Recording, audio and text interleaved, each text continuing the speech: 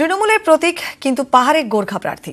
কার্শিয়াংয়ে vote প্রচারে এভাবেই পাহাড়ের ভাবাবেগ উস্কে দিতে চাইলেন মমতা বন্দ্যোপাধ্যায়। দার্জিলিং কেন্দ্রে দিল্লিবাসী রাজু সিং বিস্তকে প্রার্থী করায় বিজেপিকেও খোঁচা দিলেন তৃণমূল নেত্রী।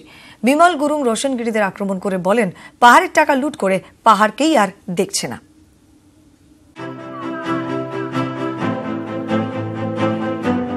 পাহাড়ের মন জয় গোর্খা সত্তা ও ভাবাবেগকে হাতিয়ার করলেন মমতা বন্দ্যোপাধ্যায়।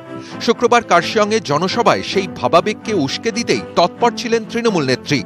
এ কাজে তার হাতিয়ার প্রার্থী ভূমিপুত্র অমর সিং রায়। हमारा सिंबल है, पहाड़ का कैंडिडेट है, कितना अच्छा है, वो भूमिपुत्र है। দার্জিলিং কেন্দ্র থেকে এবার দিল্লিবাসী উদ্যোগপতি রাজু সিং বিস্তকে প্রার্থী করেছে বিজেপি। নাম না করে তা নিয়েও প্রশ্ন তোলেন তৃণমূল নেত্রী।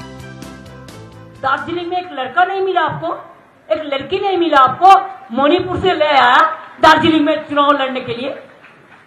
मैं तो बंगाली को नहीं दिया, हमको दार्जिलिंग आने पड़ता है, आपको भी सिलीगुड़ी जाना पड़ता है, यही हमारा अंडरस्टैंडिंग होना चाहिए। রাজনীতির কারবারিদের মতে প্রকাশ্যে না থাকলেও পর্দার আড়ালে বসে এখনো বিজেপির হয়ে ঘুঁটি সাজাচ্ছেন বিমল গুরুং।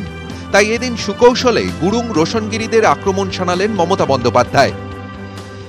आपका ये बिमल गुरुंग रोशनगिरी तरफ जो लोग है, ये लोग इतना पैसा कमाता है, पैसा कमाने के बाद बाहर चला जाता है, बाहर में बिजनेस बनाता है, लेकिन मिट्टी को नहीं देखता है, पहाड़ वासी को नहीं देखता है। 5 साल पहले तो बीजेपी को आपने ही जिताया, मिस्टर गुरुंग आपने जिताया था, कहा गया आपका एमपी? গত 10 বছর ধরে গেরুয়া শিবিরের দখলে দার্জিলিং। বিমল গুরুংদের সমর্থনে 2009 থেকে বিজেপি প্রার্থীরাই জিতে আসছেন এই কেন্দ্রে। তবে এবারের ছবিটা অনেকটাই আলাদা। রাজনৈতিক বিশেষজ্ঞদের মতে বিজেপির প্রতি আশাভঙ্গ হয়েছে পাহাড়বাসীর। এই পরিস্থিতিতে গোর্খা জাতিসত্তাই পাখির চোখ তৃণমূল নেত্রী মমতা বন্দ্যোপাধ্যায়।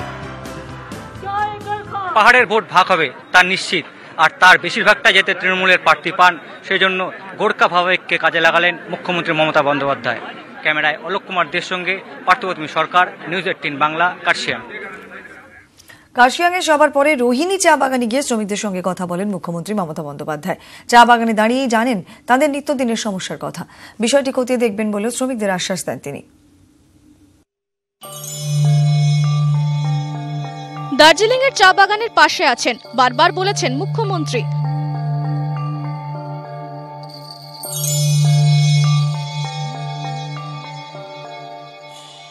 কার্শিয়াং এর জনসভার পর রোহিণী চা বাগানে গিয়ে শ্রমিকদের সঙ্গে কথা বললেন মুখ্যমন্ত্রী।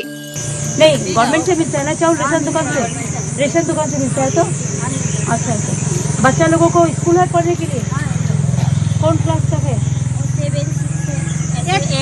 8 तक है। उसके बाद कहाँ जाता है? कार्शियां में कैसे जाता है? साइकिल में, स्कूटर लेके? गाड़ी है। क्या नाम है इसका? शिवम। ओहो बेचारा। কার্শিয়াং এর সভার পর এভাবেই চা শ্রমিকদের মন জয় করলেন মুখ্যমন্ত্রী। নিউজ 18 বাংলা।